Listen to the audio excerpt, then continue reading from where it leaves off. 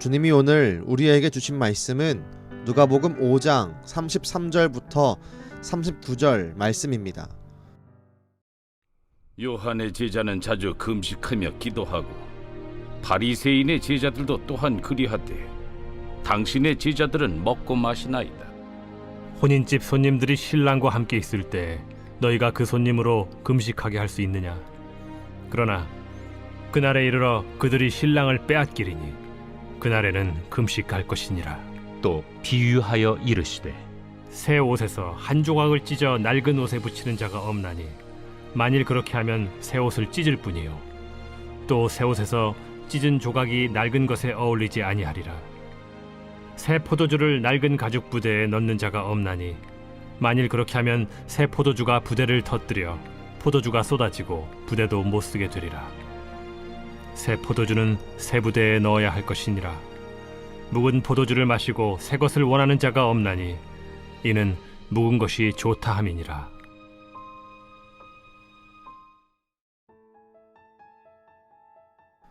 예수님은 자신과 제자들을 향해 비난하는 서기관과 바리새인들을 향하여 새 옷과 헌옷을 비유로 말씀합니다. 새 옷에서 한 조각을 찢어 낡은 옷에 붙이는 자가 없다. 그렇게 하면 새 옷도 찢기고 새 옷에서 찢은 조각은 헌옷에 어울리지도 않는다. 그 다음에 있는 새 포도주를 새 부대에 넣어야 하는 비유도 같은 의미입니다. 예수님의 이런 비유는 바리새인들의 율법주의, 인본주의적 종교는 절대로 예수님과 함께 갈 수 없음을 말씀하는 것입니다. 바리새인들의 율법주의는 절대로 하나님의 뜻도 아니며 예수님의 가르침과 양립할 수 없는 것이었습니다. 바리새인들은 율법을 지킨다는 명목으로 인본주의적 생각에 가득 차 있었습니다. 이들은 율법 안에 중심이 되는 하나님의 사랑과 의로움 그리고 자비는 전혀 신경 쓰지도 지키지도 않았습니다. 동시에 율법을 지키기 위해 사람들이 또다시 만들어낸 전통만을 중시했습니다. 이들은 연약한 자들에게는 전혀 관심이 없고 죄인들을 변화시키는 일에도 관심이 없었습니다. 이들은 그저 다른 사람을 정죄하고 자신들은 의롭다고 말하는 것에만 집중했습니다. 이는 잘못된 생각이며 가르침입니다. 하나님은 구약의 말씀을 통해 우리에게 제사와 율법을 주었습니다. 그 율법을 보게 되면 죄를 범했을 때 그 죄를 어떻게 용서를 구하고 회복해야 할지를 말씀하시고 그 극치가 바로 제사였습니다. 예수님도 마찬가지입니다. 우리가 어제 보았지만 예수님은 죄인들을 정죄하기 위해 오신 것이 아니라 회개시키어 예수님의 제자로 변화시키기 위해서 오셨습니다. 하나님과 예수님 모두 지금 눈앞에 있는 죄인들의 정죄가 아니라 그 죄인들이 하나님의 은혜로 변화하게 될 미래의 성도의 모습을 바라보고 계십니다. 바리새인들은 이와 같은 하나님과 예수님의 마음을 전혀 알지 못한 채 잘못된 길을 향해 나아가고 있는 것입니다.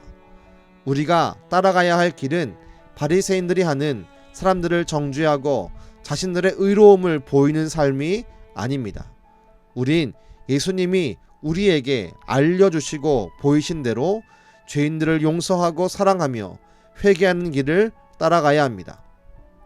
이미 우리가 그 은혜를 받았기에 성도의 삶을 살아가고 있으며 주님은 우리의 변화된 삶을 원하시기 때문입니다. 바리새인들처럼 다른 사람을 정죄하고 자신의 의로움을 보이는 일에 집중하지 맙시다.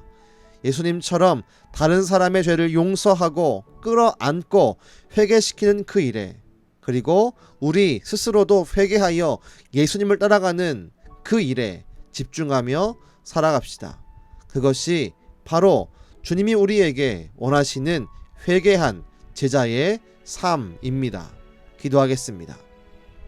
주님, 바리새인들은 주 앞에 나와 끊임없이 자신의 의로움을 나타냈습니다. 그러나 주님은 비유를 통해 그들의 모습이 잘못되었음을 분명히 지적합니다. 주여, 혹시 우리에게도 다른 사람을 정죄하고 나의 의로움을 자랑하려고 하는 잘못된 마음이 있지 않습니까? 주여, 우리를 용서하여 주시고 이제 우리가 정죄하는 자가 아니라 사랑하며 용서를 구하며 또한 스스로 용서받는 자가 되게 허락하여 주옵소서.